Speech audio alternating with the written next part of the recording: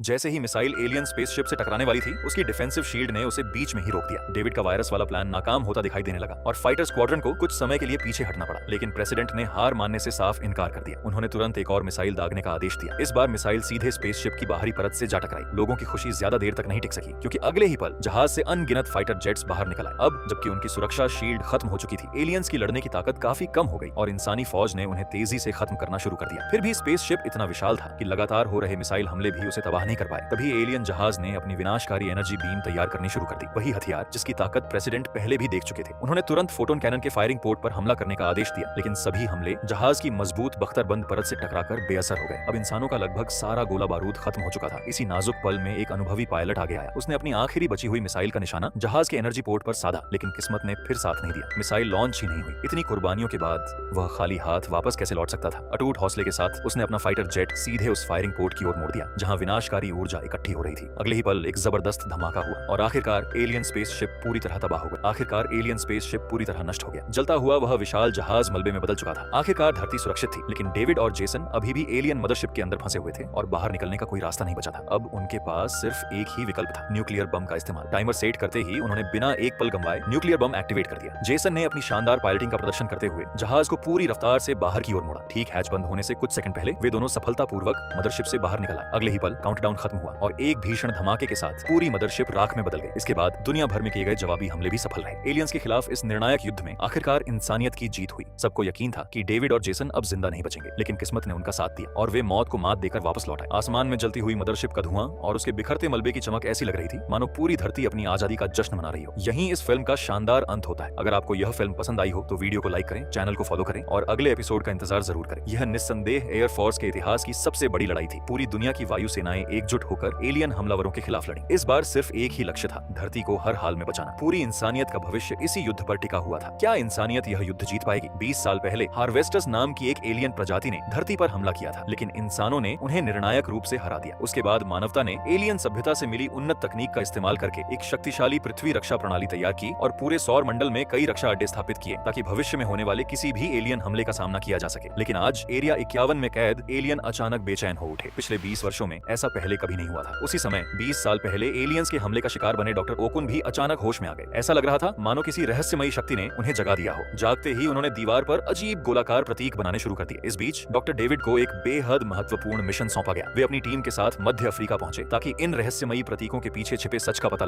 कराया जा सके। वहां उन्हें पिछले 20 वर्षों में उतरने वाला पहला एलियन स्पेसशिप मिला। स्पेसशिप के ठीक नीचे एक रहस्यमयी विशाल निशान बना हुआ था। जब टीम स्पेसशिप के अंदर पहुंची तो उन्हें एक चौंका देने वाला सच पता चला। दरअसल 20 साल पहले हुए युद्ध के दौरान एलियंस ने अपने ग्रह पर पहले ही एक संकट संदेश भेज दिया था, जिसमें उन्होंने पृथ्वी के सटीक निर्देशांक भी भेज दिए थे। सबसे हैरान करने वाली बात यह थी कि जिन जिन इंसानों का एलियंस से संपर्क हुआ था, उन सभी ने अपने दिमाग में यही गोलाकार प्रतीक देखे थे। उसी समय चंद्रमा के रक्षा अड्डे के ऊपर एक विशाल नीला वर्महोल बनने लगा। पूरा बेस हाई अलर्ट पर था और सभी सैनिक कार्रवाई के लिए तैयार थे। तभी उस वर्महोल के बीच से धीरे धीरे एक रहस्यमयी गोलाकार वस्तु बाहर निकलने लगी। उसे देखकर ऐसा लग रहा था मानो उसने अनगिनत गैलेक्सियों का सफर तय किया हो।